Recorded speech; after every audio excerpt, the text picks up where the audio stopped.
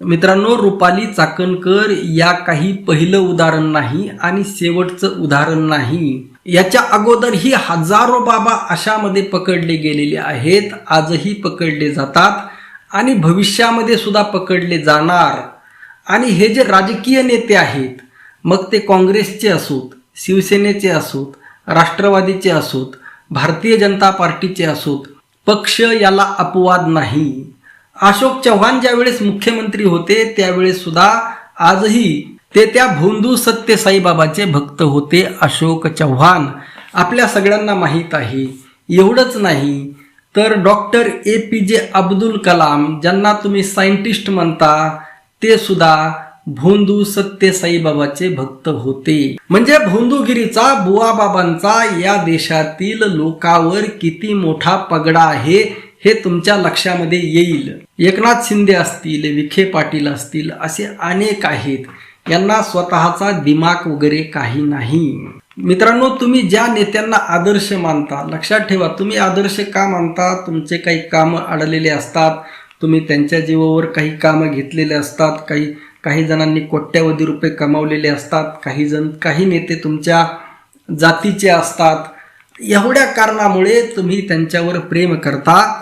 परंतु हे नेते खरंच प्रेम करण्याच्या लायकीचे आहेत का? लायकी हा शब्द वापरत आहे कारण हे नेते एवढे विकृत आहेत, यांना नेता म्हणायची सुद्धा लाज वाटते. नेता म्हणजे फक्त राजकारणामध्ये तुम्हाला एखादं नालीचं, रस्त्याचं किंवा एखादी गुत्तेदारी दिली, त्यातून तुम्ही 4 पैसे कमवले म्हणजे नेता नसतो. नेता हा देशाला एका अधिष्ठानाकडे घेऊन जाणारा असतो, देशाला एका उंच पातळीवर घेऊन जाणारा असतो, देशाला समृद्धीकडे घेऊन जाणारा असतो, देशाला पाखंडाकडे, अज्ञानाकडे, अंधश्रद्धेकडे, चमत्काराकडे घेऊन जाणारा नसतो. आता तुमचा नेता जर अशा बुवाबाजीमध्ये अडकलेला असेल तर तो समाजाला नेमकी काय दिशा देणार आहे? कोणीतरी उघडा नागडा बाबा छत्रपती शिवाजी महाराजांसोबत लावणं हा शिवाजी महाराजांचा फार फार मोठा अपमान आहे. आणि तो अपमान करणारे एकनाथ शिंदे या देशाचं भवितव्य, तुमचं आमचं भवितव्य काय घडवणार आहेत? हा जो कॅप्टन अशोक खरात आहे याच्याबद्दल रुपाली चाकणकर काय म्हणतात बघा. माझं सर्वस्व, माझं जीवन काय, माझं अस्तित्व त्यांच्यापासून आहे वगैरे वगैरे. काय ते अकल्प आयुष्य व्हावे तया कुळा, हा अपार नामदेवरायांचा अभंग म्हणण्यापर्यंत काय उपाधी कोणाला द्यावी हे सुद्धा या राजकारण्यांना कळायला मार्ग नाही. अरे बाबांनो, जिथं भविष्य कोणाच्याही बापाला सुद्धा कळत नाही, लक्षात ठेवा. भविष्य भूतकाळामध्ये काय घडलं हे सुद्धा कोणाच्या बापाला सुद्धा कळत नाही. वर्तमानामध्ये कुठं काय घडलं हे सुद्धा कोणाच्याही बापालाही कळत नाही.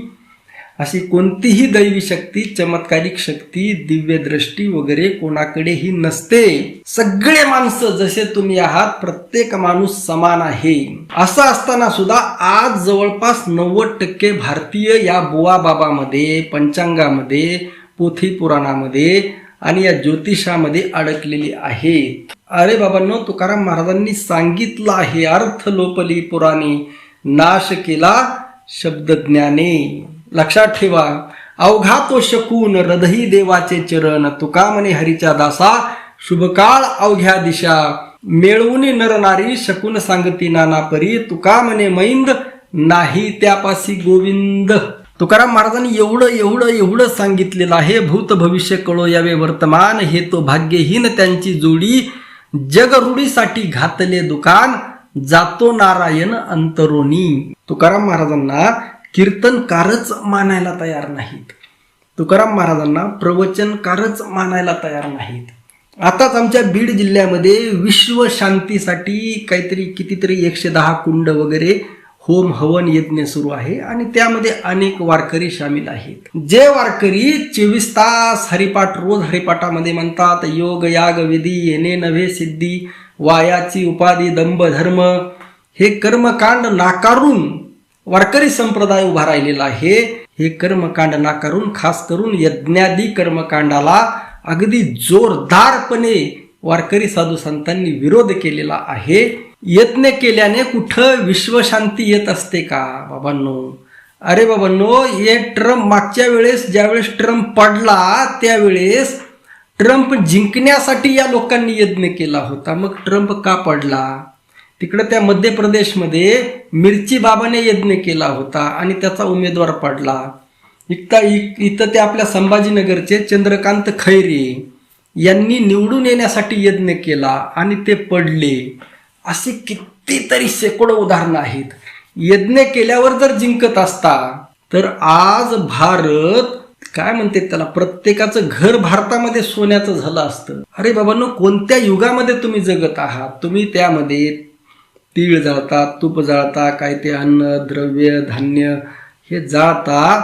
अरे ते कोणाच्या तरी मुखामध्ये घाला, तो खरा यज्ञ आहे, ते खरं पुण्य आहे. आणि तुम्ही अशा पद्धतीने उलट प्रदूषण करण्याचं काम करता. लोकांना लुटण्याचं हे साधन आहे. आणि अशा पद्धतीने जर वारकरी संप्रदायाचं जर आचरण जर अशा पद्धतीने असेल, माऊली ज्ञानोबारायांच्या विरोधामध्ये, नामदेवरायांच्या विरोधामध्ये, नाथबाबांच्या विरोधामध्ये, तुकाराम महाराजांच्या विरोधामध्ये, तर मग अशा भोंदूबाबांचं पीक या महाराष्ट्रात का येणार नाही? ज्या नरेंद्र दाभोळकरांनी, लक्षात ठेवा, ज्या नरेंद्र दाभोळकरांनी वारकरी साधू संतांपासून प्रेरणा घेऊन आयुष्यभर ते झटत राहिले, आज वारकरी संप्रदायातील मी ठामपणे सांगू शकतो विथ प्रूफ 90% कीर्तनकार हे दाभोळकरावर टीका करतात, विरोधामध्ये आहेत. म्हणजे या लोकांना संत प्रिय नाही, तर संत विचार प्रिय नाही. या लोकांना भोंदूंचा विचार प्रिय आहे, अशोक खरातचा विचार प्रिय आहे. आता महागलदी अजून एक पंढरपूर पुण्यात वगैरे काहीतरी एक बाबा सापडला होता. त्या बाबाने एक जणाची कोट्यवधी रुपयांची फसवणूक केली आणि त्यानंतर अनेकांची अशी फसवणूक त्यांनी केलेलं उघडकीस आलं. म्हणजे आपण कोणत्या दुनियामध्ये वागत आहोत? लक्षात ठेवा, ज्योतिष हे थोतांड आहे, ज्योतिषशास्त्र हे थोतांड आहे. या ज्योतिषशास्त्रातून जगभरामध्ये खगोलशास्त्राचा उदय झाला, म्हणजे त्यापासून फायदा झाला हे मान्य आहे. परंतु त्यातून भविष्य कळतं, हे सगळं थोतांड आहे. राहू केतू, चंद्रग्रहण, सूर्यग्रहण किंवा मंगळ किंवा तुमच्या, अरे मंगळ एक ग्रह आहे, शनी एक ग्रह आहे, तो तुमच्या जीवनामध्ये येऊन काहीतरी काड्या करतो. ह्या थोतांडामध्ये जर तुम्ही आजही जगत असाल आणि तुम्हाला महासत्ता होण्याचे स्वप्न पडत आहेत, विश्वगुरु होण्याचे स्वप्न पडत आहेत, आणि आज जे शब्द काही, आता माझ्या चॅनलला काही मर्यादा आहेत, लक्षात ठेवा, मला ते शब्द उच्चारता येत नाहीत. परंतु ॲसिडने तुम्ही पाहिला असेल बातम्यामध्ये 12 वर्षाच्या मुलीवर, किती भयानक आहे हे. आणि ज्यांच्यावर जिम्मेदारी आहे, महिला आयोगाच्या अध्यक्षा एका भोंदू बाबाचे पाय धुतात. लक्षात घ्या, एका भोंदू बाबाचे पाय धुतात. आणि हे किती, काय शब्दच नाहीत माझ्याकडे, इतकं हे भयानक आहे. अरे बाबांनो, कोणीही गुरु, लक्षात ठेवा, तुकाराम महाराजांनी त्यामुळेच सांगितलं, गुरु शिष्य पण हे तो अधम लक्षण, भूती नारायण खरा आप तैसाची दुसरा. आजच्या काळामध्ये तुकाराम महाराजांनी हे पाहिलं, हे गुरु गुरु म्हणून घेणारे जे लोक आहेत हे त्या लायकीचे नाहीत. अब्जावधी, करोडोमध्ये सुद्धा नाही, अब्जावधीमध्ये एखादा असू शकतो जो गुरु म्हणून घेण्याच्या योग्यतेचा आहे.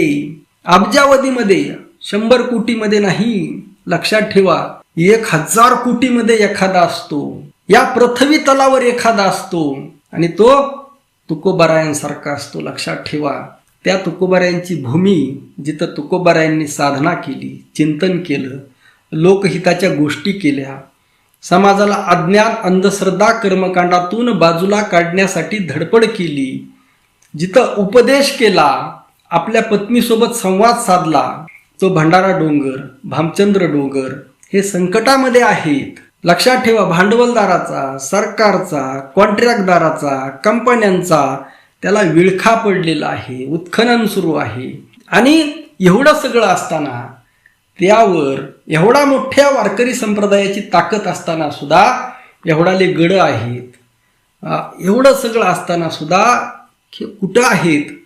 या विरोधामध्ये कोणाचीही तोंडातून ब्र शब्द काढण्याची हिंमत होत नाही. आज आळंदी येथे इंद्रायणी नदीची फार महाआरती वगैरे सुरू आहे. पण लक्षात घ्या, त्या इंद्रायणी नदीचं पाणी काय आहे? आंघोळ करण्याच्या, पिण्याच्या योग्यतेचं आहे का? अरे बाबांनो, आळंदी आणि देहू ही या महाराष्ट्राची अस्मिता आहे. आणि जर आळंदी आणि देहू हे जर इंग्लंडमध्ये असतं तर तेथील ब्रिटिश सरकारने त्याचं कसं जतन केलं असतं? अगदी 100, 150, 200 वर्षापूर्वी जशी आळंदी होती, अगदी खेड्याप्रमाणे, अगदी स्वच्छ नद्या, स्वच्छ हवा आहे, तेच बाहेरच्या लोकांना पूर्ण बंदी घाला, फक्त पर्यटनासाठी. लक्षात घ्या, तिथं राहण्याला, बिल्डिंग बांधण्याला, जमीन घेण्याला वगैरे कंपन्या, हे भांडवलदार यांना पूर्णपणे बंदी घाला, हाकलून काढा तिथून. आणि अगदी खेड्याप्रमाणे निसर्गरम्य जसं वाटलं पाहिजे, तिथं गेल्यानंतर, आळंदीमध्ये गेल्यानंतर असं वाटलं पाहिजे की प्रत्यक्ष माऊली समोरून आले की काय, असं रम्य वातावरण वाटलं पाहिजे. आपण त्या माऊलींच्या काळामध्ये गेलो की काय असं वाटलं पाहिजे. आणि तेच लक्षात ठेवा, आज जे आळंदीचं जे अधपतन झालेलं आहे, जे शहरीकरण झालेलं आहे, आणि तेच आता देहूमध्ये सुद्धा होत आहे. आणि मित्रांनो, हे फार भयानक आहे. माणूस हा जो राक्षसी विकास सुरू आहे आणि याच्या नावाखाली आळंदी गिळंकृत केलं, देहू गिळंकृत करण्याचा प्रयत्न सुरू आहे. आणि हे थांबवण्यासाठी कोणी काही सुद्धा करत नाही. प्रत्येकाला फक्त पाकिट, दान, दक्षिणा, मोठमोठाले सप्ते, नारळी सप्ताह, हा सप्ताह, तो सप्ताह, कोठ्यावधीचा सप्ताह.